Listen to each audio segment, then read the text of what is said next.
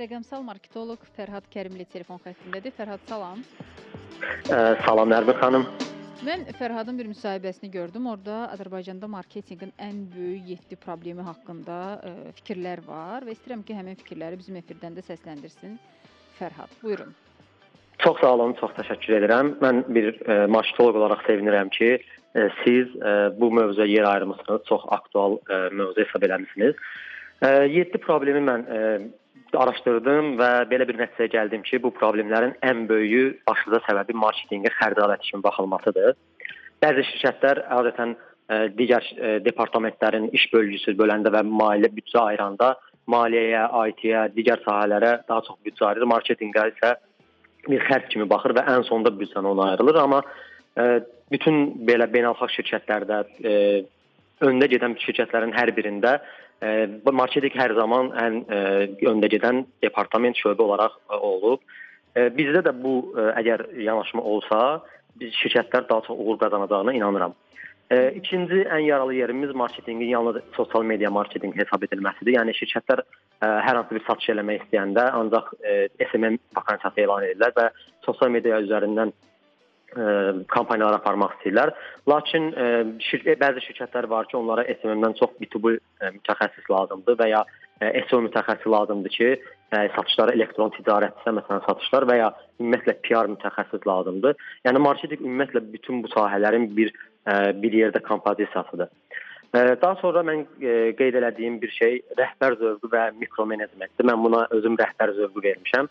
Çünki yerli şirkətlərdə, Azərbaycan sahibkarlarında qərarlar daha çox data ilə ya da ki, indiyə qədər olan statistikalarla, keçmiş araşdırmalarla yox, rəhbər belə istəyirsə olur və əməkdaşlar da məcburdur ki, bu ənənəni davam etdirsinlər. Əslində isə burada hər hansı bir post hazırlananda, strategiya qurulanda bu rəhbərin xoşuna gəlib gəlməməsi düşüncəsi ilə çıxış edirlər. Çox yanlış bir mövqedir, lakin bu mövqenin olması ilə birbaş rəhbərdən asılı olan bir şeydir. Orada məsələn, başqa necə olsun? Rəhbərin zövqü ilə olmasın, yəni. Çünki bir çox məqamlarda təsdiqləyən, o okey, məşhur okey verən rəhbərlər olur da, onlar baxıb seçirlər. Necə etmək olar ki, bu cavab təkcə ondan asılı olmasın? Mən düşünürəm ki, birinci növbədə rəhbər öz seçdiyi, təyin elədiyi marketinq rəhbərinə inanmalı, güvənməli və ona ən azı 1 illik möhlət, səlahiyyət verməlidir ki, istədiyi addımları atsın, yerinə yetirsin və nəticəni göstərə bilsinlər. Yəni rəhbərin niyə zövqü ilə ya da təsdiqi ilə olmamalıdır? Çünki biz bu postları rəhbər üçün hazırlamırıq. Məsələn, rəhbər hər hansı bir tanınmış insan və ya public figur olsaydı, onun şəxsi səhifəsini istifadə eləsəydi, bəli, siz deyən kimi onun zövqünə uyğun fotolar, videolar paylaşma olardı. Lakin bu şirkətin səhifəsi, şirkətin sosial şəbəkə hesabı olduğuna görə burada rəhbərin zövqü yox, müştəri necə istəyirsə o cür vermək lazımdır. Ən məşhur belə bir şey var, A/B testing deyilən bir şey var. Yəni sən çıxaracağın məhsulu əvvəlcə yoxlayırsan bir neçə variantda ki, hansı daha çox satılacaq. Bu sosial mediada aiddir. Yəni bu A/B testing ona görə olunur ki, müştərilər daha çox hansını seçir, hansını istəyirlər. Bu bütün hər şeydə, postlarda, videolarda, mətnlərin yazılmasında və sair hamısında istifadə olunan bir şeydir. Amma bax, mən indi düşünürəm ki, məsələn, mən də əgər rəhbər olsaydım, deyək ki, komanda işləyib nəsə iş hazırlayıb, mən düşünərdim ki, məsələn, mən sahibkaram da, indi deyək ki, kiçik sahibkar və mən düşünərdim ki, əlbəttə ki, ən yaxşısını, daha doğrusu, ən çox ürəyi yanan mənəm də bu şirkət üçün. Ən yaxşısını mən istəyirəm ki, olsun bu şirkət üçün. Ona görə nəyisə bəyənməsəydim, mən də düşünürəm ki, razılaşa bilməzdim. Doğru vurğuluyursunuz. Təkcə rəhbər yox, digər şöbə əməkdaşları da əslində gəlib marketinqə düzəliş eləmək istəyirlər, fikirlərini bildirmək istəyirlər. Sadəcə sizin rəhbər olsaydınız, fikriniz marketinqin istiqamətini təyin eləmir. Müştəri nəyi istəyirsə, marketinq onu eləməlidir. Müştəriyə onu satmalıdır. Müştəri əgər məhsulu... Burada o qədər inam olmalıdır ki, yəni sən öz marketinq departamentinə çox inanmalısan ki, onlar bilirlər öz işlərini. 100%. Aydındır. Bu 4-cü əsas problemi qeyd elədiniz. 5-ci hansı idi? Mənə görə daha çox günü xilas eləmək belə adı vermişəm. Strategiyadan çox kampaniya düşüncəsidir. Bəzi şirkətlər, əksər şirkətlər nəinki 3 illik, 5 illik, 10 illik strategiya qururlar. Onlar daha çox indi satım, indi xeyir görüm beyni ilə, düşüncəsi ilə baxırlar. Ona görə də uğurlu ola bilmirlər. əslində isə yəni uğurlu şirkətlərin hər biri, məsələn, Telegramın özü yarananda 10 il sonra gəlir götürməyə başladı. 10 il Telegram özünə investisiya elədi və 10 ildən sonra gəlirləri götürdü və çox yüksək məbləğdə götürməyə başladı. İndi şirkətlər isə əsas fokusun gəlirə yönəldiblər, amma əsas gəlir yox, brendin dəyəri olmalıdır. Çünki sənin sosial media reklamın olmasa belə bəzi brendlər var ki, ayaqda dayana bilir. Niyə? Çünki onlar müştəri güvənini qazanıblar və sabah bir gündə həmin müştəri güvəninə satış eləyə bilirlər. Ona görə də bu günlük yox, gələcəyə yatırım eləmək lazımdır. Bu mənim üçün ən böyük problemlərdən biridir. Təbii ki, daha belə uzun müddətli baxanda siz çox haqlısınız, amma sahibkar o an axı məsələn indi yatırım 10 il pul qazanmayım, eybi yox, yatırım edim, sonra qazanarıq. Yəni bu bir qədər real görünmür sanki. Xüsusən də kiçik sahibkar üçün. Doğru vurğuluyursunuz, amma əgər sən şirkət məsələn hər hansı bir dövrü, mövsümü şirkət olsa, siz dediyiniz tamamilə haqlıdır. Məsələn, yay mövsümü üçündür, hər hansı bir deyək ki, istirahət mərkəzidir.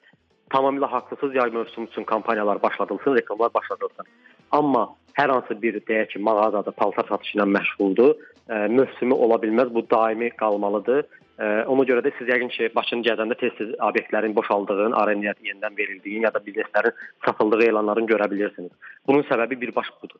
Yəni əgər mövsüm işləyirsənsə ya da hər hansı bir illik məsələn startapın varsa, siz dediyiniz doğrudur.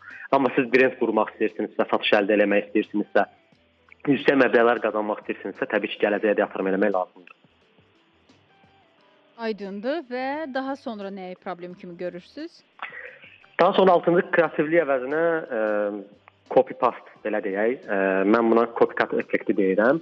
Bu nədir? Məsələn, trendlər siz də Instagramda görərsiniz, tez-tez trendlər çıxır və şirkətlər bunu təkrarlamağa başlayırlar. Amma hər hansı bir özləri trend yaratmaqdan qorxurlar. Niyə? Çünki özləri trend yaratmaq biraz təhlükəlidir. Burada rəhbərin də düşüncəsi var ki, nə deyəcək. Amma şirkətlər başlayırlar digərləri nə oldusa ondan götürməyə və kopya eləməyə. Bununla da şirkətin bir fərqliliyi, şirkətin brendin özünə məxsus dili itir. Buna biz tone of voice deyirik. Yəni bu dil itəndən sonra şirkət rəqibləri ilə eyni bir şirkətə çevrilir müştərinin gözündə, beynində. Ona görə də kopyalamaq həm də həmin əməkdaşın belə deyim, əziyyətinə bir zərərdir. Eyni zamanda bu trendi kopyalamaq həmin trenddən geri qalmaq deməkdir. Çünki adamlar baxır ki, digər şirkətlər nə edəcək, həmin şirkətlər eləyəndən sonra onun nəticələrinə baxırlar və özləri tətbiq edirlər. Bunun nəticəsində də trendi vaxtı keçir və şirkətlər yenidən geri qalmış olurlar. Ona görə də kreativ kontent menecerləri, copywriterlər, direktorlar bu sahələri inkişaf eləməlidir və şirkətlər bu sahələrdə olan şəxsləri işə götürməli, inkişaf elətdirməli və onlar üçün hər bir şəraiti yaratmalıdırlar. Və hətta biz bunları reklama qoyanda belə, yəni təsəvvür edin siz müştəri olaraq hər hansı bir sahədə, məsələn, diş həkimi axtarırsınız və bütün postlar demək olar ki, eyni cür çıxır qabağınızda sizin. Yəni bütün diş həkimləri eyni postu, eyni trendi çəkirlər. Sizin gözünüzdə onlar üçün bir fərqlilik olmayacaq. Amma kreativlik olduqda isə təbii ki, o yadda qalan olur, viral olur və istehlakçının, yəni müştərinin gözündə də brendin bir fərqliliyi olur. Bu da aydındır. Sonra? Ən sonda 7-ci hər şeyi bacaran marşrutoloq gözləntisidir. Bu mənim həmkarlarımın da təsdiq edəcəyi bir şeydir ki, biz məsələn mən xarici iş elanlarına baxanda orada hər hansı bir layihəni görmək üçün 5-6 sahədə olan marşrutoloq ehtiyacı olur. SMM, SEO və digər sahələrdə. Bizdə isə bunları açıq vakans saytlarına baxanda, şirkətlərlə danışanda bir adamdan gözləyirlər. Halbuki yəni əslində belə bir adamlar var. Bunlar bu işi görən adamlar var. Mən də məsələn həm rəqəmsal marşrutoloqam, həm PR mütəxəssisiyəm. Amma bu şirkət tərəfindən bu yanlış bir addımdır. Çünki bu belə deyim də hər işdən biraz görmək, o işi səthi görmək olur və keyfiyyət aşağı düşür.